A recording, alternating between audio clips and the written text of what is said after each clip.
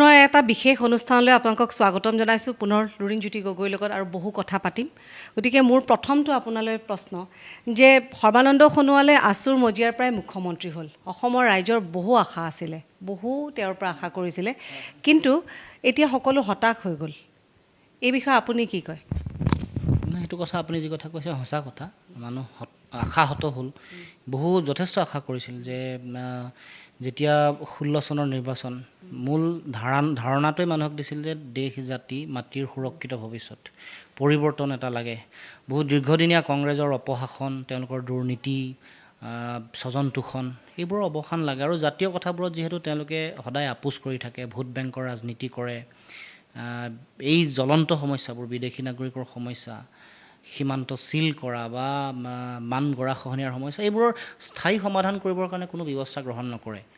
সেইটো কাৰণেই আচলতে পৰিৱৰ্তন বিচাৰি এই দলটোক মানুহে আনিছিল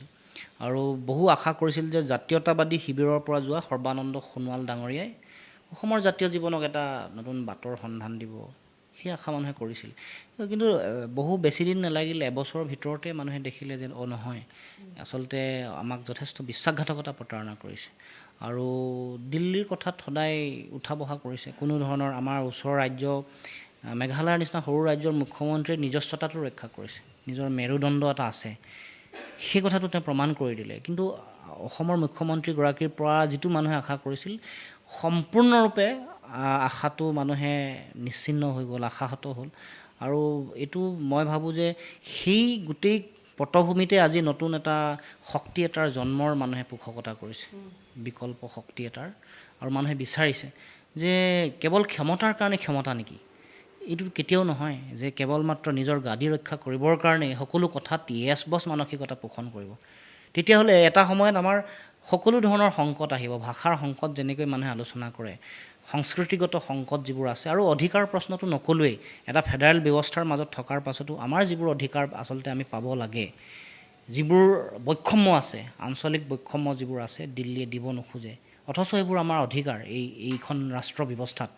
কিন্তু অতি কেন্দ্ৰীভূত ব্যৱস্থা যিটো তেওঁলোকৰ ব্যৱস্থাৰ মাজত তেওঁলোক সোমাই পৰিছে অথচ আমাৰ যিবোৰ আত্মপ্ৰতিষ্ঠা বা আমাৰ আত্মপৰিচয়ৰ যিবোৰ প্ৰশ্ন বা অধিকাৰ প্ৰতিষ্ঠাৰ যিবোৰ প্ৰশ্ন এইবোৰত সদায় প্ৰতাৰণা কৰি আহিছে গতিকে মই ভাবোঁ যে সেই চিন্তাৰ পটভূমিৰ মাজত এই কথাবোৰ আৰম্ভ হৈছে নতুন ৰাজনৈতিক চিন্তাৰ উকমুকনি হৈছে গতিকে তেখেতৰ এই কথা বতৰাবোৰৰ যোগেদিয়ে আগন্তুক দিনত মানুহে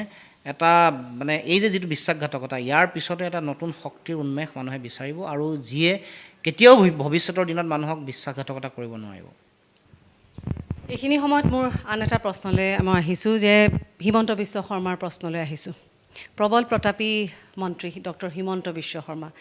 এতিয়া সংবাদ মাধ্যমত প্ৰায় হিমন্ত বিশ্ব শৰ্মাৰ লগত আপোনাৰ প্ৰায় কথাৰ কটাকটি আমি প্ৰত্যেকজন দৰ্শকে চায়ে আছোঁ এনেকুৱা এটা হৈছে যেন আপোনালোকৰ প্ৰত্যেকটো উত্তৰ প্ৰত্যুত্তৰ এটা প্ৰক্ৰিয়াতেই চলি আছে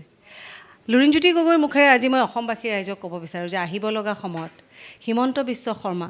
যদি মুখ্যমন্ত্ৰী হ'ব বিচাৰে বা মুখ্যমন্ত্ৰী হয় আপোনাৰ মতে তেওঁ মুখ্যমন্ত্ৰী হোৱাৰ বাবে এজন যোগ্য ব্যক্তি হয় নে নহয় চাওক এইগৰাকী মন্ত্ৰী এনেকুৱা ধৰণৰ পাতল কথা বতৰা কৈয়ে আহিছে নতুন কথা নহয় দীঘলীয়া পৰিক্ৰমাত সকলোৱে দেখিছে আমি যিবোৰ বিষয়ে যুক্তিৰে উত্থাপন কৰোঁ সেইবোৰ প্ৰশ্নৰ উত্তৰ দিব নোৱাৰি চালে বেৰে কোবোৱা কথাৰে কয় অকল চালে বেৰে কোবোৱাই নহয় ডালপাত বগায়ো কথা কয় গতিকে অসমৰ কোন মুখ্যমন্ত্ৰী হ'ব পাৰিব কোন নোৱাৰিব সেইটো অসমৰ জনতাইহে ঠিক কৰিব কাৰণ সেই কথা বতৰাবোৰ আপুনি মই কোনো চেষ্টা কৰি নোৱাৰোঁ কাৰণ মূল কথাটো কোন মুখ্যমন্ত্ৰী অসমৰ হ'ব কোন নহয় এইটো ডাঙৰ কথা নহয় মূল কথাটো হ'ল আমাৰ অসমৰ জনসাধাৰণৰ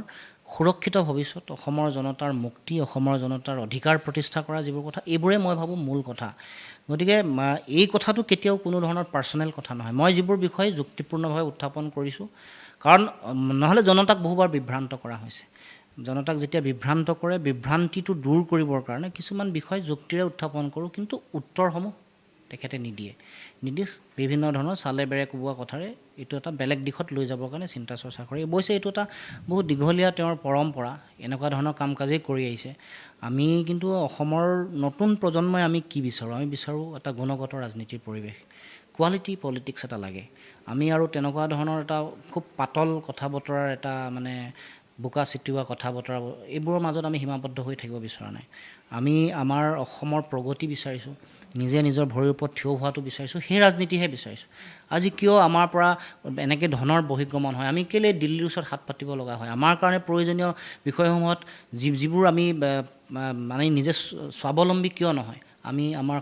খোৱা খাদ্যবস্তুৱে যিকোনো খাদ্যবস্তুৱে চাউল দাইল যিয়ে নকওঁ লাগিলে মাছ মাংস হাজাৰ হাজাৰ কোটি টকা অসমৰ মানুহৰ মাজৰ পৰা ওলাই যায় এইবোৰ নাইকিয়া কৰিবৰ কাৰণে দূৰীকৰণ কৰিবৰ কাৰণে কোনো চৰকাৰে কিন্তু কোনো পৰিকল্পনা কৰা নাই তেওঁলোকৰ কেৱল মাত্ৰ লক্ষ্যটো হ'ল মানুহক কিবা এটা চাউল অলপ দি তেওঁলোকক মানে সন্মোহিত কৰি ৰখা তেওঁলোকৰ পৰা ভোট আহৰণ কৰা মানে মানুহক মানে যিটো বগা ভাত ছিটিয়াই দি কাউৰীৰ আমন্ত্ৰণ কৰাৰ যিটো ৰাজনীতি সেইটো অৱসান হ'ব লাগে মানুহক দিব লাগে সঁচাকৈ তেওঁলোকে নিজে নিজৰ ভৰিৰ ওপৰত থিয় হ'ব পৰা তেওঁলোকৰ ব্যৱস্থা কৰি দিব লাগে তেওঁলোক স্বাভিমানী মানুহ নিজৰ উৎপাদনশীল যিটো চৰিত্ৰ প্ৰডাক্টিভ যিটো কেৰেক্টাৰ সেইটো ডেভেলপ কৰাৰ সুযোগ দিব লাগে তেওঁলোকে নিজে উৎপাদন কৰি নিজে খাব আৰু ৰাষ্ট্ৰক বা ৰাইজক তেওঁলোকে সহযোগিতা আগবঢ়াব বা ৰাইজৰ যিটো মানে জাতীয় পুঁজি সেইটো টনকিয়াল কৰিব সেই সুযোগহে দিব লাগে এই আমি কেৱল মাত্ৰ বেনিফিচিয়াৰী বনাই হিতাধিকাৰী বনাই তেওঁলোকক কিবা কিবি দি সন্মোহিত কৰি ৰাখিম ভোট চেণ্ট্ৰিক ৰাজনীতি এটা কৰি থাকিম এই কথাটোৰ মই অৱসান বিচাৰিছোঁ কাৰণ আমাৰ পৰাই কৰ সংগ্ৰহ কৰিব আমাৰ পইচাই মাছৰ তেল মাছত ভাজিব সেই দিন নাই কৃষকে খেতি কৰাৰ পাছত তেওঁলোকে বিক্ৰী কৰিবৰ কাৰণে উৎপাদিত সামগ্ৰী বিক্ৰী কৰিবৰ কাৰণে সুযোগ পাব লাগিব উপযুক্ত মূল্য পাব লাগিব তেওঁলোকক বজাৰ লাগিব তেওঁলোকক শীতলীকৰণ কোনো হেৰিত ৰাখিবৰ কাৰণে ব্যৱস্থা লাগিব সেনেকুৱা ধৰণৰ ৰাজনীতিহে বিচাৰিছোঁ আমি আৰু সেই পুৰণা ৰাজনীতি সূতা কম্বলৰ ৰাজনীতিৰ লগত কোনো নীতিগত আদৰ্শগত পাৰ্থক্য বিজেপিৰ নাই কংগ্ৰেছৰ যিটো সূতা কম্বলৰ ৰাজনীতি আছিল তেওঁলোকে লিগেলাইজ কৰিয়ে কামটো কৰিছে গতিকে আমি ভাল এখন গণতান্ত্ৰিক ব্যৱস্থাত নিজৰ স্বনিৰ্ভৰশীল আত্মনিৰ্ভৰশীল জাতীয় সত্তা এটা জাতি এটা প্ৰতিষ্ঠা কৰাটো বিচাৰিছোঁ আৰু সেই ৰাজনীতিহে আমাক লাগে গুণগত ৰাজনীতি মৃণজ্যোতি গগৈ মই পোনপটীয়াকৈ প্ৰশ্নটো সুধিছিলোঁ আপোনাক কিন্তু আপুনি আওপকীয়াকৈ হ'লেও বহুত সুন্দৰ এটা উত্তৰ দিলে আৰু মই জানো যে অসমবাসী ৰাইজে এই উত্তৰৰ আঁৰৰ কথাখিনি কিন্তু তেওঁ গম পাইছে তথাপিও যিহেতু হিমন্ত বিশ্ব শৰ্মাৰ কথা ওলাইছে আৰু মই কৈছোঁ যে ছ'চিয়েল মিডিয়াতে হওক বা বিভিন্ন সংবাদ মাধ্যমতে হওক বিভিন্ন কথাৰ কটাকটি হয় ইমান যে কথাৰ কটাকটি হয় সন্মুখী হ'লে কেতিয়াবা কথাৰ কটাকটি হৈছেনে যেতিয়া আপুনি তেওঁক সন্মুখত পায় তেনে এটা কথাৰ কটাকটি বা আপুনি ভালকৈ মাতষাৰ দিছেনে নাই তেতিয়া বা ফোনৰ জৰিয়তে ভালকৈ কথা পাতি পাইছেনে নাই ডক্টৰ হিমন্ত বিশ্ব শৰ্মাৰ লগত নহয় তেনেকুৱা ধৰণৰ কোনো আমাৰ যোগাযোগ কেতিয়াও নাই সেইবোৰ আৰু আমি সামাজিক অনুষ্ঠানত লগ পালে নিশ্চয় মাতবোল কৰিম এইটো যিবোৰ বিষয় উত্থাপন কৰিছোঁ এইবোৰ মানুহৰ প্ৰশ্ন এইটো গণতান্ত্ৰিক ব্যৱস্থাত এইবোৰ প্ৰশ্ন উত্থাপন কৰিবই আৰু যেতিয়া যিবোৰ বিষয় যুক্তিৰে উত্থাপন কৰিলে উত্তৰ নিদি বেলেগ ধৰণৰ এটা চালেবেৰে কোৱা কথা কয় তেতিয়া তাৰহে কাউণ্টাৰ কৰা হৈছে কেতিয়াও কোনো কাৰণতে এনেকুৱা ধৰণৰ কথা বতৰাৰ পৰিৱেশ আমি কেতিয়াও বিচৰা নাই আমি বিচাৰিছোঁ এটা ভাল গণতান্ত্ৰিক পৰিৱেশ য'ত যুক্তিৰে গোটেই বিষয়বোৰ আলোচনা হওক বিষয় এটা যেতিয়া প্ৰেছাৰ গ্ৰুপ বা আন শক্তিসমূহে যেতিয়া আঙুলিয়াই দিয়ে সেই কথাবোৰো যুক্তিৰে উত্তৰ দিব লাগিব সেই কথাবোৰ উত্তৰ দিব নোৱাৰি পলায়নবাদী মানসিকতাৰে ইছ্যুটো ডাইভাৰ্ট কৰিব খুজিলেই আচলতে এটা এনেকুৱা ধৰণৰ পৰিৱেশৰ সৃষ্টি হয় আমি বিচাৰিছোঁ এটা খুব এটা শক্তিশালী গণতান্ত্ৰিক পৰিৱেশ য'ত খুব সুস্থ আলোচনা হয় বাহিৰৰ যিবোৰ গণতান্ত্ৰিক ব্যৱস্থা যিবোৰ আমেৰিকাৰ দৰে ৰাষ্ট্ৰত যিবোৰ অতি শক্তিশালী সুস্থ ৰাজনৈতিক গণতান্ত্ৰিক যিটো ব্যৱস্থা সেই আধাৰ আৰু এই আদৰ্শ কিয় ল'ব নোৱাৰে গতিকে সেই আদৰ্শ আমি ল'ব লাগিব আমি উঠি অহা নতুন প্ৰজন্মই বিচাৰিব লাগিব আমি কিমান দিনৰ কাৰণে আমি এনেকুৱা ধৰণৰ ভোট বেংকৰ ৰাজনীতি সূতা কম্পলৰ ৰাজনীতি একাউণ্টৰ যোগেদি হিতাধিকাৰী বনোৱাৰ ৰাজনীতি আমি কিমান দিন চলাম নে আমাৰ মানুহক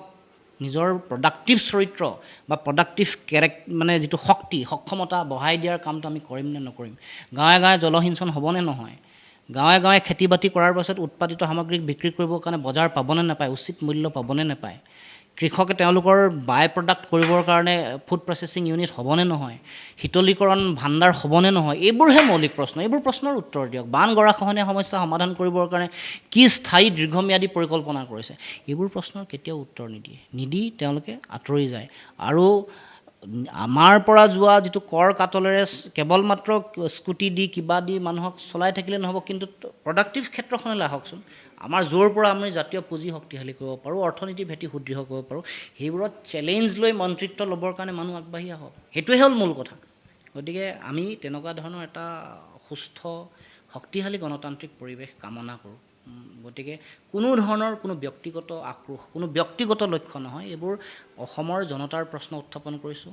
সহনশীলতাৰে এইবোৰ প্ৰশ্নৰ উত্তৰ দিব লাগে তেতিয়াহে মই ভাবোঁ যে শক্তিশালী আৰু সুস্থ গণতন্ত্ৰ প্ৰতিষ্ঠা হ'ব আপোনাৰ এই কথাখিনিৰ লগত আন এটা প্ৰশ্ন আহিছে আমাৰ মাটি আমাৰ খেতি আমাৰ বজাৰ এতিয়া এইটোত আমি দপদপাই এই বস্তুটো ল'বলৈ আমাৰ কি গুণ থাকিব লাগিব আমি কেনেকৈ এই গোটেই ক্ষেত্ৰখনত আমি অধিকাৰ কৰিব পাৰোঁ কৰ্মত হ'ব লাগিব প্ৰথম কথা আমি কাম কৰিব লাগিব আৰু আমাৰ যিটো মাইণ্ডছেট অতি চাকৰিকেন্দ্ৰিক যিটো মানসিকতা সেইটো পৰিহাৰ কৰিব লাগিব তাৰ কাৰণে চৰকাৰে সুযোগ দিব লাগিব কিন্তু যিবোৰ কাৰিকৰী শিক্ষাৰ ব্যৱস্থা কৰিব লাগিব প্ৰশিক্ষণ লাগিব কৃষি কৰ্ম কৰিবৰ কাৰণে আন ফাৰ্মিং কৰিবৰ কাৰণে প্ৰশিক্ষণ লাগিব কিন্তু বজাৰো নিয়ন্ত্ৰণ কৰিব লাগিব কিন্তু নহ'লে ইয়াত চিণ্ডিকেট হ'ব বাহিৰৰ বজাৰৰ শক্তিসমূহে এইবোৰ নিয়ন্ত্ৰণ কৰিব তেতিয়াহ'লে মানুহে উৎপাদিত সামগ্ৰী এতিয়া শেহতীয়াকৈ লকডাউনৰ সময়ত লাখ লাখ মানে টন শাক পাচলি পেলাই দিব লগা হ'ল গেলিলে পচিলে কিয় কোনো ব্যৱস্থাপনা নথকাৰ কাৰণে কোনো ধৰণৰ পৰিকল্পনা নাই গতিকে মই ভাবোঁ যে উঠি অহা নতুন প্ৰজন্মৰ প্ৰতি মই যথেষ্ট আশাবাদী সকলোৱে নিজৰ ভৱিষ্যত ভাল কৰিব বিচাৰিছে আৰু তাৰ লগে লগে ৰাজ্যৰ জাতীয় অৰ্থনীতিৰ ভেটি সুদৃঢ় কৰিব বিচাৰিছে সকলোৰে হাতত নিজৰ পইচা যেনেকৈ আহিব অহাৰ লগে লগে ৰাজ্যখনৰ জাতীয় পুঁজিও শক্তিশালী হ'ব গতিকে এতিয়া নতুন প্ৰজন্মক সেইকাৰণে এই বিষয়সমূহ প্ৰথম কথাটো হ'ল আমি আইডেণ্টিফাই কৰিব লাগিব কোন এৰিয়াত কাম কৰিব পাৰোঁ কৃষি নিৰ্ভৰ অৰ্থনীতি কোনকেইটা এৰিয়াত আমি কাম কৰিব পাৰোঁ আমাৰ ওচৰত থকা যিবোৰ পটেঞ্চিয়েল থকা এৰিয়া আছে আমি চাহ শিল্পই কওক বা পৰ্যটনে কওক এইবোৰ চিনাক্তকৰণ কৰিব লাগিব বাঁহ বেতৰ শিল্পই কওক বা আমাৰ মুগা পৃথিৱীৰ ক'তো নথকা আমাৰ মুগাৰ শিল্পটো আমি কেনেকৈ কৰিম এটা নিখুঁত পৰিকল্পনা লাগিব আৰু ডেকা শক্তিক আমি তাক আগবঢ়াই দিব লাগিব যাতে আমি কেৰেলা বা বেলেগ প্ৰান্তলৈ গৈ আমি কোনো চকীদাৰী কৰি থাকিব লগা নহয় আমাৰ ইয়াতে থাকি নিজৰ মাটিত নিজে উৎপাদন কৰি এটা অতি শক্তিশালী উৎপাদনশীল জাতি এটা শক্তিশালী অৰ্থনীতি গঢ়াৰ যিটো লক্ষ্য সেইটো লক্ষ্য নিৰ্ধাৰণ কৰিব লাগিব কেৱল মাত্ৰ ব্ৰেণ্ড এম্বেচাডৰ বনাই এইবোৰ কাম কৰিব নোৱাৰে নিখুঁত পৰিকল্পনা লাগিব পৰিকল্পনা তৃণমূল পৰ্যায়ৰ পৰা লাগিব আপুনি ক'তো গাঁৱত আজিলৈকে জলসিঞ্চনৰ ব্যৱস্থা নাই আপুনি দুটা খেতি কৰাৰ কথা তিনিটা খেতিৰ কথা ক'লে কেনেকৈ হ'ব আমি ধান উৎপাদন কৰাৰ পিছত ধান উৎপাদিত সামগ্ৰীৰ আমি উচিত মূল্য পাইছোঁনে নাই পৰা খেতিয়কে সেইটো চৰকাৰে খবৰ ৰাখিছেনে যোৱা 4.5 বছৰ নোৱাৰিলে এতিয়া নিৰ্বাচন অহাৰ লগে লগে তেওঁলোকৰ অতি মানে খৰখেদা হৈছে উৎপাত হৈছে তেওঁলোকে পথাৰ আৰু বজাৰৰ শ্লোগান মানুহৰ মাজত বিয়া পাবলৈ এইবোৰ মানুহৰ মাজত মিছা স্বপ্ন যিটো স্বপ্ন বহুত দীঘলীয়াকৈ দেখুৱাই আহিছে প্ৰথমৰ দিনটোৰ পৰাই তেওঁলোকৰ ভিজন ডকুমেণ্টত আছে যে 100% গাঁৱলৈ মানে কৃষি ভূমিলৈ তেওঁলোকে জলসিঞ্চন কৰিব 1%ও হোৱা নাই ইয়াতকৈ লাজ লগা কথা কিবা হ'ব পাৰেনে আজিলৈকে আমাৰ ৰাসায়নিক সাৰ দি আমাৰ খেতি মাটি বা চাহ শিল্পত আজি ৰাসায়নিক সাৰ প্ৰয়োভৰ ঘটে বা দিয়ে যিটো Brahmaputra valley fertiliser corporation limited নামৰূপে দি আহিছিল চাহিদা আজিলৈকে চতুৰ্থ গোটটো উৎপাদনক্ষম কৰিবৰ কাৰণে কোনো ব্যৱস্থা গ্ৰহণ কৰিব নোৱাৰিলে অথচ জোৰা ফুটা দি কেমিকেল ইণ্ডাষ্ট্ৰী এটাৰ আয়ুস 20 বছৰ আজি 35 বছৰ 47 বছৰলৈকে চলাই আছে অতি মানে ভয় লগা এটা পৰিৱেশৰ মাজত এইবোৰ কথা মৌলিক কথা এইবোৰ কথা যেতিয়ালৈকে চৰকাৰে গুৰুত্ব নিদিব তেতিয়া কেতিয়াও অৰ্থনীতি শক্তিশালী নহয় এইটো অৰ্থনীতি শ্লোগান ভিত্তিক কাম নহয় অৰ্থনীতি ব্ৰেণ্ড এম্বেচাডৰ নহয় অৰ্থনীতিটো সঁচা অৰ্থত হাতে কামে আৰু আপুনি কোৱাৰ দৰে বিজ্ঞান প্ৰযুক্তিবিদ্যা প্ৰয়োগ কৰি আধুনিক কৃষি আধুনিক পৰিকল্পনা এটা অত্যন্ত প্ৰয়োজন ৰঞ্জিতী গগৈ কিছুদিন আগতে কাৰ কথা সময়ত এজন জনপ্ৰিয় হাৰ্টথ্ৰব ছিংগাৰ জুবিন গাৰ্গো আপোনালোকৰ লগত সমানেই কাম কৰিছিলে আৰু ভাল লাগিছিলে কিন্তু আজি কিছুদিনৰ পৰা বিভিন্ন ছ'চিয়েল মাধ্যমতেই হওক বা সংবাদ মাধ্যমতেই হওক তেওঁৰ কিছুমান কামৰ কাৰণে যথেষ্ট তেওঁৰ চৰ্চাটো আহিছে এতিয়া আপুনি এইমাত্ৰ যিখিনি কথা ক'লে যে আমাৰ মাটি কেনেকুৱা হ'ব লাগিব আমি জ্ঞান আয়ত্ব কৰিব লাগিব আপোনাৰ লগত কথা পতা আলি কেতিয়া দিব কেনেকৈ নৰা হেৰি কৰিব এই গোটেইখিনি কথা আপুনি ইমান ক্লিয়াৰ ভিজনত আপুনি কৈছে কাৰণ আপুনি তেনেধৰণৰ দেখিছে কিন্তু আজি কিছুদিন আগতে আমাৰ মাটি আমাৰ পথাৰ লৈ পেলাই যিটো এটা চৰ্চাৰ বিষয় হৈ পৰিছিলে জুবিন গাৰ্গ যেনেকৈ বিভিন্ন কথাত সোমাই পৰিছিলে এই সম্পৰ্কে আপুনি কি ক'ব জুবিন গাৰ্গ সম্পৰ্কে নহয় চাওক জুবিন গাৰ্গ ডাঙৰীয়াই অসমৰ যিসকল নিবনুৱা যুৱক যুৱতী আছে তেওঁলোকক আকৰ্ষিত নিশ্চয় কৰিব পাৰে কিন্তু পৰিকল্পনাটো কোনে কৰিব লাগিব চৰকাৰে কৰিব লাগিব চৰকাৰে কেৱল মাত্ৰ দায়িত্ব ব্ৰেণ্ড এম্বেচাডাৰ এজন দিয়াতে সামৰিলে হ'ব নেকি যোৱা 4.5 বছৰত এখন গাঁৱলৈও এখন পথাৰলৈও য'ত জলসিঞ্চন নহ'লে আপুনি দুটা খেতি কেনেকৈ কৰিব মই যিটো ক'লোঁ এতিয়া অৰ্গেনিক ফাৰ্মিঙৰ ট্ৰেণ্ড আহিছে অৰ্গেনিক আপোনাৰ ফাৰ্টিলাইজাৰ প্ৰডাকশ্যনৰ কাৰণে চৰকাৰে কি কৰিলে মোক কওকচোন অসম চৰকাৰে সেইবোৰ কামহে মূল কাম গতিকে সেইবোৰ কাম নকৰাকৈ এটা যিটো আমি যে ৰোমান্টিচিজিম ডেকা বয়সৰ এটা মানুহক এটা ভাৱাবেগ দিব বিচাৰিছে ৰোমান্টিক এটা পৰিৱেশ এটা আৱেগিক পৰিৱেশ সৃষ্টি কৰিব খুজিছে পথাৰ বজাৰ এইটো এটা কোনো অৰ্থহীন কথা এটা যোৱা 4.5 বছৰ একো ধৰণৰ কাম নকৰিলে আজি চাহপাতৰ ক্ষেত্ৰত চাহ ব্যৱসায় ক্ষুদ্ৰ চাহ খেতিয়কে চাহপাতৰ উচিত মূল্য নোপোৱাৰ কাৰণে উজনি অসমত তেওঁলোকে ৰাস্তা ঘাটত চাহ দলিয়াই পিনে প্ৰতিবাদ কৰিছে। এই কিয় আহিছে? নতুন ট্ৰেণ্ডৰ লগত চিনাকি কৰি দিছে নেকি আমাৰ চাহ খেতিয়কসকলক? স্পেচিয়েলিটি টি, নতুন নতুন ধৰণৰ ধাৰণা, green tea, organic green tea, white T, blue T, golden T, এইবোৰ ধাৰণাৰ লগত আমাৰ খেতিয়কক জানো চিনাকি কৰি দিছে? চৰকাৰৰ কি পৰিকল্পনা আছে? আজিলৈকে কৰা নাই। গাহৰিৰ উৎপাদনৰ কাৰণে যথেষ্ট যিসকল গাহৰি পালক আছে, আমাৰ উজনি উত্তৰ পূৰ্বাঞ্চল জুৰি এটা কাম চলি আছে, যথেষ্ট ব্যক্তি লাগি আছে, তেওঁলোকক কোনো সকাহ দিয়া নাই। কোনো ধৰণৰ এতিয়া গাহৰিৰ কাৰণে ভাল বীমাৰ ব্যৱস্থা নাই, তেওঁলোকৰ ভেকচিনেশ্যনৰ ব্যৱস্থা নাই, তেওঁলোকৰ খাদ্য পাতিৰ ব্যৱস্থা নাই। সেইকাৰণে হাৰিয়ানা আৰু পাঞ্জাৱৰ পৰা লাখ লাখ মেট্ৰিক টন গাহৰি ইয়ালৈ আহে, মাংস উত্তৰ পূৰ্বাঞ্চলৰ চব অঞ্চললৈ যায়। সেইটো কেনেকৈ নিয়ন্ত্ৰণ কৰিব? সেইবোৰ কথা একো এড্ৰেছ কৰা নাই। কেৱল মাত্ৰ শ্লোগানত, পথাৰ বজাৰ শ্লোগান, এইটো কেৱল মাত্ৰ মানুহক বিভ্ৰান্ত কৰাক বাদ দি একো কথা নহয়। মই সেইকাৰণে এই কথাটোতহে মই বাৰে বাৰে গুৰুত্ব দি আছোঁ যে এইবোৰ কাম সঁচাৰ্থত কৰিব লাগিব। এইটো আৱেগ নহয়। মুখ্যমন্ত্ৰী ডাঙৰীয়াই দুখনমান ফাৰ্ম চাই দায়িত্ব যদি সামৰিব খুজিছে, মই ভাবোঁ যে ইয়াতকৈ আৰু দুখজনক কথা একো থাকিব নোৱাৰে। লুৰিণজ্যোতি গগৈ যদি প্ৰথমে মুখ্যমন্ত্ৰী হয়, প্ৰথম গুৰু মানে কামটো কি হ'ব? যদি মই সোধোঁ যে লুৰিণজ্যোতি গগৈ মুখ্যমন্ত্ৰী হিচাপে যদি দায়িত্বভাৰ গ্ৰহণ কৰে, প্ৰথম অসমৰ কাৰণে কোনটো কামত গুৰুত্ব দিব? চাওক, এই কথা মই বাৰে বাৰে কৈছোঁ যে মুখ্যমন্ত্ৰী হোৱাটো কোন হ'ব কোন নহয় সেইটো ডাঙৰ কথা নহয়। সেইটো নহয়, কিন্তু তথাপি যদি হয়, যদি আহিব লগা 2021 বোলে লুৰিণজ্যোতি গগৈ মুখ্যমন্ত্ৰী হ'ল, তেনেহ'লে লুৰিণজ্যোতি গগৈৰ প্ৰথমটো কাম কি হ'ব অসমবাসী? একদম পোনপটীয়া। আপুনি সেইটো কথা কোৱাৰ কাৰণে বাৰু ফুল চন্দন পৰক আপোনাৰ মুখত, কিন্তু মই ক'ব খুজিছোঁ যে যিকোনো মুখ্যমন্ত্ৰীৰ কাৰণে প্ৰথম কামটো হ'ব লাগিব শিক্ষা আৰু এই যে অৰ্থনীতিক লৈ যিটো চিনাৰ্জি, তাৰমানে সেইটো কেনেকৈ কৰিব, উৎপাদনশীল কথাটো আৰু তাৰ লগত শিক্ষা। আমাৰ চৰকাৰী খণ্ডৰ শিক্ষা ব্যৱস্থাক ভালকৈ কৰি, অতি সুপৰিকল্পিত কৰি, যিবোৰ এতিয়া আন্তঃৰাষ্ট্ৰীয় পৰ্যায়ত শিক্ষাৰ নতুন ট্ৰেণ্ড আহিছে, নতুন ইমাৰ্জিং ট্ৰেণ্ড যিবোৰ আহিছে, সেইবোৰৰ লগত চিনাকি কৰি দি ভাল শিক্ষা দিয়া। দিল্লী চৰকাৰে যিটো কাম কৰিব পাৰিছে, ভাল তেওঁলোকে লেবৰেটৰী দিছে, ভাল পুথিভঁৰাল দিছে, ভাল শিক্ষা ব্যৱস্থা দিছে, ভাল শিক্ষা দিছে, নতুন চিলেবাছ দিছে, সেইবোৰৰ লগত আমি সম্পৃক্ত কৰিব লাগিব এইটো অৰ্থনৈতিক কথাটো, উৎপাদনশীল কথাটো, আমাৰ কৃষি নিৰ্ভৰ অৰ্থনীতি, আমাৰ যিবোৰ ইণ্ডাষ্ট্ৰিয়েল যিবোৰ কথা আছে, oil sector, Coal India limited, এইবোৰক এই দুটাৰ মাজত যেতিয়া ভাৰসাম্যতা আহি যাব আৰু সেইটোৱে প্ৰাথমিক বিষয় হিচাপে ল'ব, তেতিয়া মই ভাবোঁ যে অসমৰ ভৱিষ্যত সোণালী হ'ব। আমি বিচাৰি থকা যিখন সোণৰ অসম, সেইখন তাতহে পাম। শিক্ষা, উৎপাদনশীল চৰিত্ৰ, মানে অৰ্থনীতি যিটো কথা, স্বাৱলম্বন, আৰু সামগ্ৰিকভাৱে আমাৰ যিবোৰ সম্ভাৱনা থকা যিবোৰ ক্ষেত্ৰ, এই ক্ষেত্ৰসমূহত কাম কাজ। কাৰণ শিক্ষা নহ'লে আপুনি কোনো কামেই কৰিব নোৱাৰে, কোনো কাম কৰিব নোৱাৰে। আপুনি বান গৰাখহনীয়া সমস্যাক আজি যদি সমাধান সূত্ৰ দিব লগা হয়, শিক্ষাৰ যোগেদি দিয়া হ'ব, গৱেষণা আৰু শিক্ষাৰ যোগেদি। যে সকলো কথা, জাতীয় সমস্যাসমূহ সমাধান কৰিবৰ কাৰণে মূল দায়িত্বটো কাৰ? শিক্ষা, যিসকলে পৰিকল্পনা কৰিব। গতিকে শিক্ষাক য'ত প্ৰায়ৰিটি নিদিব, বিশেষকৈ চৰকাৰী খণ্ডৰ শিক্ষা ব্যৱস্থা, তাত কিন্তু কেতিয়াও মানৱ সম্পদো গঢ়ি নুঠে, বা এখন ৰাজ্য, এখন ৰাষ্ট্ৰই বিচৰা, মানুহৰ পৰা বিচৰা যিটো সেৱা, সেইটো কেতিয়াও পাবলৈ সক্ষম নহয়। সেইকাৰণে মই ভাবোঁ যে শিক্ষা হ'ব লাগিব প্ৰথম, আৰু তাৰ লগত ইকনমিটো ক্লাব কৰি ল'ব লাগিব। মানে আহিব লগা আপুনি যদি মুখ্যমন্ত্ৰী হয়, শিক্ষা ব্যৱস্থাটোক প্ৰথমে আপুনি গুৰু দায়িত্ব দিব, কাৰণ শিক্ষা যেতিয়া থাকিব তেতিয়াহে দক্ষতাসমূহৰ বিকাশ হ'ব, আৰু তেতিয়া আপুনি সকলোৱে বিচৰা এখন সোণৰ অসম আমি গঢ়িব পাৰিম। বহুত সুন্দৰ চিন্তাধাৰা। আৰু এই মুহূৰ্তত মোৰ এটা, যিহেতু শিক্ষাৰ কথা ওলালে, লগে লগে মোৰ মনলৈ আৰু এটা প্ৰশ্ন আহিছে। এতিয়া কৰোণাৰ সময়ৰ লগে লগে শিক্ষাৰ ক্ষেত্ৰত আটাইতকৈ বেছি ক্ষতি সাধন হৈছে।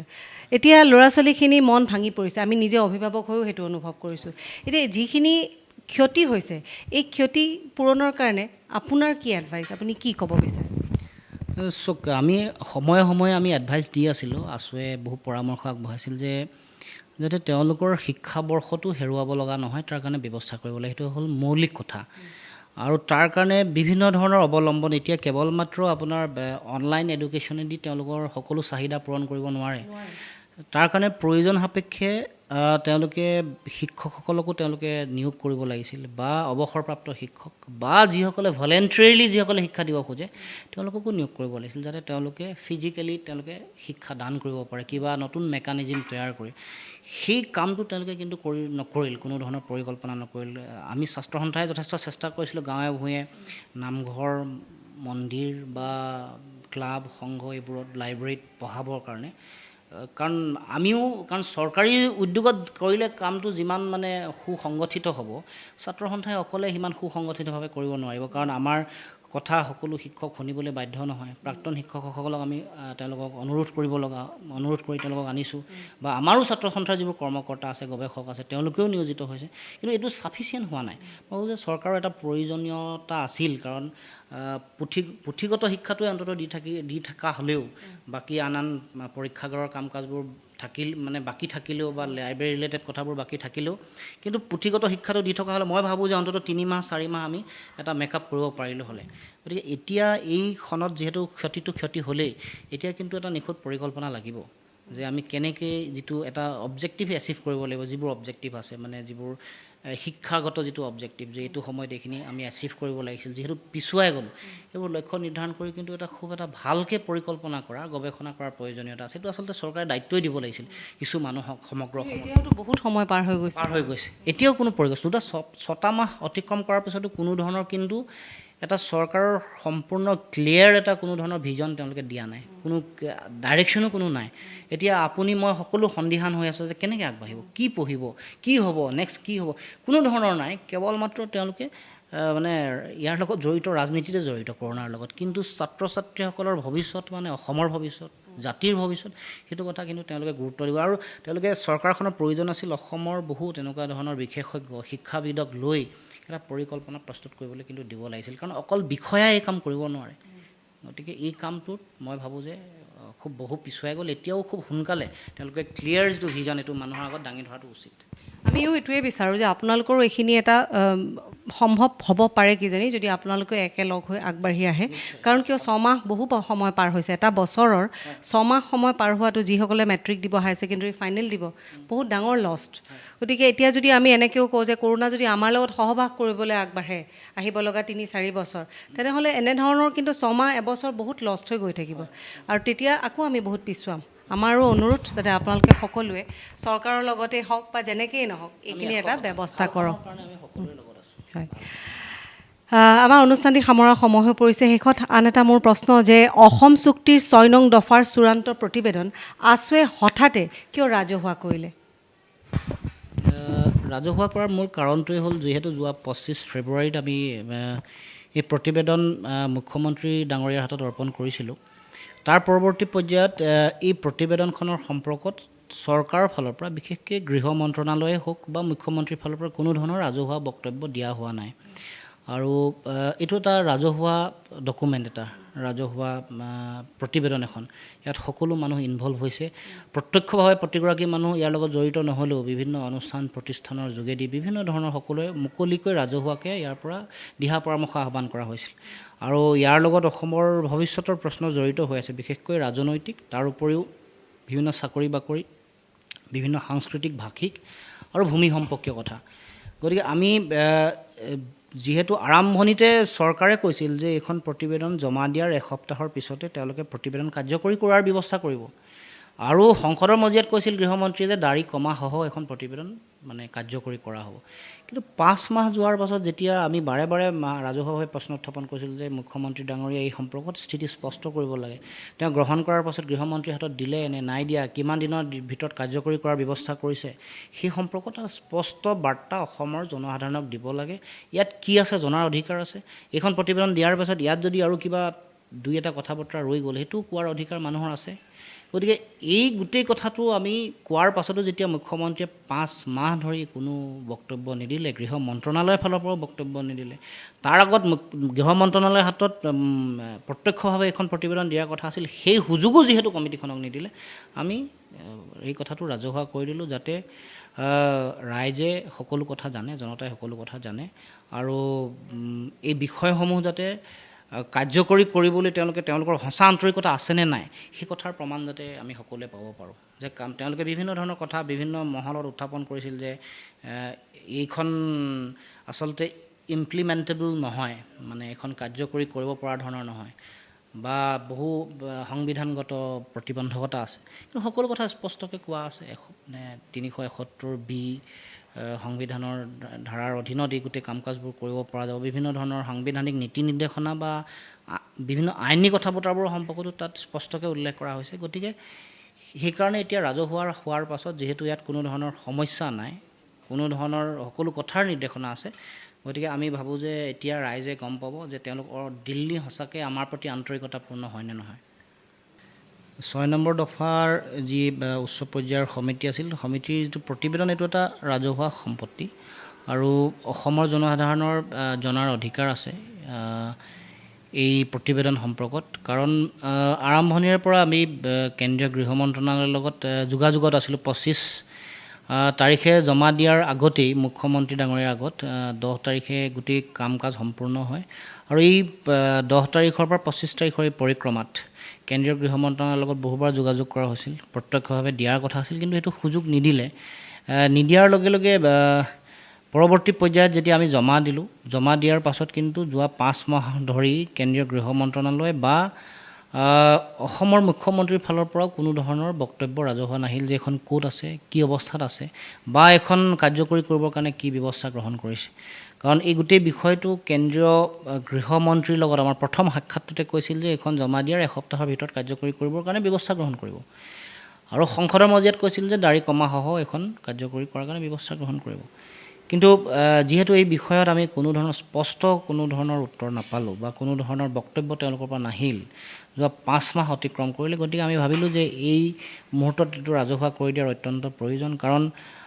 বিভিন্ন ধৰণৰ কথা বতৰা ৰাজহুৱাভাৱে কৈ থকা হৈছিল যে এখন কাৰ্যকৰী কৰিব পৰা ধৰণৰ নহয়, ইমপ্লিমেণ্টেবল নহয় এখন ইয়াত বহুত ধৰণৰ জটিল বিষয় আছে, সাংবিধানগত বহুত চেলেঞ্জেছ আছে। কিন্তু প্ৰতিটো বিষয়তে আমি যিবোৰ সংবিধানগত যিবোৰ কথা বতৰা আছে, কেনেকৈ 371(b)ৰ অধীনত এই গোটেই কাম কাজ কৰিব পাৰি, সেই সম্পৰ্কত স্পষ্ট নীতি নিৰ্দেশনা আছে, ন্যায়িক সংবিধানগত কথাও সন্নিৱিষ্ট কৰা হৈছে। গতিকে এই গোটেই কথা বতৰাবোৰ মানুহৰ আগত স্পষ্ট কৰি দিবৰ কাৰণে, মানুহৰ আগত সৃষ্টি কৰা বিভ্ৰান্তি, যোৱা 5 মাহত কোনো ধৰণৰ তেওঁলোকৰ দায়বদ্ধতাহীন পৰিৱেশ, কোনো ধৰণৰ কেন্দ্ৰীয় গৃহ মন্ত্ৰণালয়ৰ পৰা কোনো ধৰণৰ এই সম্পৰ্কত কোনো বক্তব্য নহাৰ কাৰণে আমি ৰাজহুৱা কৰি দিলোঁ। আৰু এই মানুহৰ মাজত বিভ্ৰান্তি নাইকিয়া কৰি এইটো যাতে অতি সোনকালে ক্ষিপ্ৰতাৰে কাৰ্যকৰী যাতে কৰে, দিল্লী আৰু দিছপুৰৰ যিটো অসমৰ মানুহৰ প্ৰতি যিটো আন্তৰিকতা, সেই আন্তৰিকতা তেওঁলোকৰ কিমান, সেই বিষয়টো যাতে আভাস মানুহে পায় বা সেই কথাটোৰ প্ৰতি লক্ষ্য ৰাখিয়ে আমি এইখন ৰাজহুৱা কৰিলোঁ। আৰু এতিয়া জনতাই উপলব্ধি কৰিব পাৰিব তেওঁলোকৰ কাম কাজৰ যোগেদি যে কিমান অসমৰ প্ৰতি তেওঁলোক আন্তৰিকতাপূৰ্ণ। ভাল লাগিলে, কাৰণ বহু জল্পনা কল্পনাৰ আঁৰত আছিলে এইখন। যেতিয়া ৰাজহুৱা হোৱা নাছিলে তেতিয়া আমি বহু চিন্তা আছিলে, আৰু সহজ সৰল অসমবাসী ৰাইজ বহুতে বহু কথা জনাও নাছিলে। আৰু ৰাজহুৱা হোৱাৰ পিছত কিন্তু আমি নজনা যিসকল অসমবাসী আছোঁ, আমি বহুতে জানিবলৈ আমাৰ উৎসুকতাও বাঢ়ি গৈছে। উঠি অহা প্ৰজন্ময়ো এই সকলোখিনি কথা এটা ট্ৰান্সপাৰেণ্ট হৈ গৈছে। গতিকে তাৰ কাৰণে মই ভাবোঁ যে আহিব লগা দিনত এই কথাটোৱে কিন্তু যথেষ্টখিনি এটা পৰিৱৰ্তন আনিব বুলিও আমি আশাবাদী। আমাৰ হাতত সময় কমি আহিছে, যিহেতু আপুনিও এইখিনি সময়ত যথেষ্ট ব্যস্ত। কিছুদিন আগলৈকে আপুনি ৰাজনীতি বাহিৰত থাকি কা আন্দোলনত সম্পূৰ্ণৰূপে জোৰদাৰ অংশগ্ৰহণ কৰিছিলে, আৰু এতিয়া আপোনালোকে যদিও এনাউন্সমেণ্ট কৰা নাই, কিন্তু তথাপিও ৰাজনীতিৰে এজন ব্যক্তিৰ লগত মই কথা পাতি থকাও কিছু ক্ষেত্ৰত আমি ভাবোঁ যে আহিব লগা দিনত এজন ৰাজনীতিবিদৰ লগত মই কথা পাতি আছোঁ। গতিকে ৰাজনীতিত নথকা সময়ৰ কা আন্দোলনখন যে ৰাজনীতিৰ লগত জড়িত হোৱাৰ পিছত কিছু পৰিৱৰ্তন হোৱাৰ শংকা আছে নেকি? নহয়, গোটেই কথাটো একেবাৰে কোনো ধৰণৰ ইয়াৰ পৰিৱৰ্তন হোৱাৰ সুযোগেই নাই, কাৰণ এটা যুক্তিপূৰ্ণ এটা বিষয়। আৰু কা আন্দোলনখনৰ ভয়াৱহতা সম্পৰ্কত আমি সকলোৱে স্পষ্টকৈ উল্লেখ কৰিছোঁ। আৰু ই অৰাজনৈতিক ৰাজনৈতিক এনেকুৱা কোনো ধৰণৰ কথা নাই। কাৰণ চব এই সকলো ধৰণৰ ব্যৱস্থা ৰাজনৈতিকভাৱে সমাধান কৰিব লাগিব। এই ৰাষ্ট্ৰ ব্যৱস্থাত, গণতান্ত্ৰিক ব্যৱস্থাটোত আপুনি মই কোনো অৰাজনৈতিক হ'ব নোৱাৰোঁ। জীৱনৰ প্ৰতিটো বিষয়, আমাৰ দৈনন্দিন প্ৰতিটো বিষয়ে আচলতে ৰাজনৈতিক। আমি আজি ৰাজহুৱা খণ্ডৰ শিক্ষা ব্যৱস্থাত এইবোৰ সমস্যা আছে, বিভিন্ন ধৰণৰ শিক্ষকৰ সমস্যা আছে, ছাত্ৰ ছাত্ৰীসকলৰ সমস্যা আছে, বিভিন্ন ধৰণৰ ব্যৱস্থাৰ সমস্যা আছে। এইবোৰ কথা কিন্তু সমাধান কৰিব লাগিব ৰাজনৈতিকভাৱেই, ৰাজনৈতিক সিদ্ধান্তই হ'ব লাগিব। আমি খোৱা বোৱাৰ কথা, আমাৰ উৎপাদনশীল কথা বতৰাবোৰ, আমাৰ অৰ্থনীতিৰ কথা বতৰা, এইবোৰ ৰাজনৈতিকভাৱেই সমাধান হ'ব। জাতীয় বিষয়বোৰ ৰাজনৈতিকভাৱে সমাধান হ'ব লাগিব। গতিকে ৰাজনৈতিক গোটেই বিষয়সমূহ কিন্তু ৰাজনৈতিকভাৱে সমাধান সূত্ৰ উলিয়াব লাগিব। কেৱল মাত্ৰ আমি ছাত্ৰ সন্থা স্বতন্ত্ৰ অৰাজনৈতিক হৈ আছোঁ, যিটো দলীয় ৰাজনীতিৰ গণ্ঠিৰ ভিতৰলৈ নোযোৱাকৈ। কিন্তু গোটেই বিষয়বোৰ ৰাজনৈতিক ভাৱেই ছেটেল হ'ব লাগিব, এই কথাটো ঠিক। গতিকে মই নাভাবোঁ যে ইয়াক লৈ কোনো ধৰণৰ এটা দ্বিমুখী বেলেগ বেলেগ ধৰণৰ এটা লাইনত যাব পাৰে। কথাটো যিহেতু যুক্তিবোৰ বেলেগ বেলেগ ধৰণৰ নহয়, ৰাজনৈতিক দলৰ কাৰণে এটা বেলেগ যুক্তি, কিছুমান অনুষ্ঠানৰ কাৰণে, জাতীয় অনুষ্ঠানৰ কাৰণে এটা বেলেগ যুক্তি, এইটোতো কেতিয়াও হ'ব নোৱাৰে। গতিকে মই ভাবোঁ যে যিকোনো ৰাজনৈতিক দলেই অসম আৰু অসমীয়া মানুহৰ ভৱিষ্যতৰ কথা যদি ভাবে, তেতিয়াহ'লে নিশ্চয়কৈ এইখন কাৰ বিৰোধিতা কৰিব আৰু শক্তিশালীভাৱে সংগ্ৰামত লিপ্ত হ'ব সকলো। এই আমাৰ অনুষ্ঠানৰ শেষৰটো প্ৰশ্নলৈ মই আহিছোঁ যে কা আন্দোলনত শ্বহীদ হোৱা ছেমছফৰ্ড, তেওঁৰ মাতৃ কিন্তু এতিয়া সুস্থ হৈ থকা নাই, যথেষ্ট মানসিকভাৱে তেওঁ অসুস্থ হৈ পৰিছে। এতিয়া তেওঁৰ নিজৰ ছোৱালীকে চিনি নাপায়। আৰু এই মুহূৰ্ততো ছেমছৰ মাকে ভাবে যে ছেমছে এতিয়া কোনোবা এটা অনুষ্ঠানত, তেওঁ যিহেতু বাদ্যযন্ত্ৰ শিল্পী আছিলে, অনুষ্ঠান পৰিৱেশন কৰিবলৈ গৈছে। গতিকে এনেকুৱা এটা দুখ লগা এটা অৱস্থা। আৰু এইটো হোৱাৰ একমাত্ৰ কাৰণো হৈছে তেওঁ কাৰ সময়ত শ্বহীদ হৈছিলে। গতিকে এনেধৰণৰ সময়ত এগৰাকী মাতৃৰ বুকু সুদা কৰি যেতিয়া এটা আন্দোলনৰ প্ৰতিবাদক এগৰাকী অভিনেতাই যেতিয়া কয় যে অসমীয়া লোক যথেষ্ট আৱেগিক হৈহে কালৈ আহিছে, এতিয়া আপুনি এই ক্ষেত্ৰত কি ক'ব? আমিতো সকলো আচৰিত হৈ পৰিছোঁ। মই সেইটো কথাই কৈছোঁ যে এইটো অতি দুখ লগা, লাজ লগা কথা এটা, যে কোনোবা ব্যক্তিয়ে যদি বিবেকক প্ৰাধান্য নিদিয়াকৈ কেৱল মাত্ৰ আৱেগৰ কথাটোকে যুক্তি আগবঢ়াব খোজে, সেইটো মই ভাবোঁ যে কেতিয়াও গ্ৰহণযোগ্য হ'ব নোৱাৰে। মানুহৰ প্ৰাণ গৈছে, মানুহে যুক্তিৰে আগবাঢ়ি আহিছে, মানুহে কথাবোৰ স্পষ্টভাৱে কৈছে, যুক্তিৰে কৈছে। গতিকে ইয়াত কোনো যুক্তিহীন কথা বুলি কোনোৱে ক'ব নোৱাৰে, বিবেকক প্ৰাধান্য দিয়া নাই বুলি ক'ব নোৱাৰে। আমি 100% যুক্তিৰে, বিবেকৰে সকলো অংশগ্ৰহণ কৰিছোঁ, সংগ্ৰামত চামিল হৈছোঁ। ছেম ষ্টেফাৰ্ডৰ মাতৃ অসুস্থ হৈ থকা অৱস্থাত আমিও যথেষ্ট যোগাযোগ কৰিছোঁ, সহায় সহযোগিতা আগবঢ়াইছোঁ। JNRCত আছিল আৰু তাৰ পাছতে তেওঁৰ মানসিকভাৱেও যথেষ্ট হৈছে। গতিকে আমি সকলোৱে আশা ৰাখিছোঁ যে ভগৱানৰ ওচৰত প্ৰাৰ্থনা কৰিছোঁ তেখেত সুস্থ হৈ উঠক। সেই পৰিক্ৰমাটোৰ মাজত তেওঁ মানসিকভাৱে যথেষ্ট অসুস্থ হৈ পৰিলে। আৰু আমি সদায় এইসকল বীৰ শ্বহীদৰ ত্যাগক আমি সোঁৱৰি থাকিম আৰু তেখেতসকলৰ আদৰ্শ লৈয়ে আগবাঢ়িব লাগিব। কাৰণ এটা জাতিটোৰ সুৰক্ষিত ভৱিষ্যতৰ স্বাৰ্থত তেওঁলোকে জীৱনৰ সৰ্বোচ্চ ত্যাগ কৰিছে। এগৰাকী সন্তানৰ যিটো ত্যাগ, জীৱনৰ সৰ্বোচ্চ ত্যাগ, সেই কথা এটা জাতিয়ে নিশ্চয়কৈ উপলব্ধি কৰিব লাগিব। আৰু মাতৃৰ বুকুৰ যিটো বেদনা, সেই বেদনা হয়তো কোনোবাই উপলব্ধি কৰিব নোৱাৰিব পাৰে, কোনোবা স্বাৰ্থপৰ মানুহে। কিন্তু দেশক, জাতিক ভাল পোৱা যি মানুহ, সেই মানুহে এগৰাকী মাতৃ নিজৰ পুত্ৰ হোৱাৰ যিটো বেদনা, সেই বেদনা সদায় উপলব্ধি কৰিব লাগিব। আৰু এই উপলব্ধি কৰিব লাগিব জাতিৰ স্বাৰ্থত এগৰাকী সন্তানক আমি হেৰুৱালোঁ। গতিকে মই ভাবোঁ যে যিসকলে এই কথা পাহৰি গৈছে, তেওঁলোকৰ নিশ্চয় এদিন শুভ বুদ্ধি হ'ব। আমিও এইটোৱে বিচাৰোঁ যে এনে এটা পৰিৱেশৰ যাতে পুনৰাবৃত্তি নহয়। এনেধৰণে কোনো মাকে যাতে অন্তৰৰ পৰা নিজৰ সন্তানৰ এনেধৰণৰ এটা অৱস্থা দেখা কেতিয়াও নাপায়। ভগৱানৰ ওচৰত এইটোৱে প্ৰাৰ্থনা কৰিছোঁ।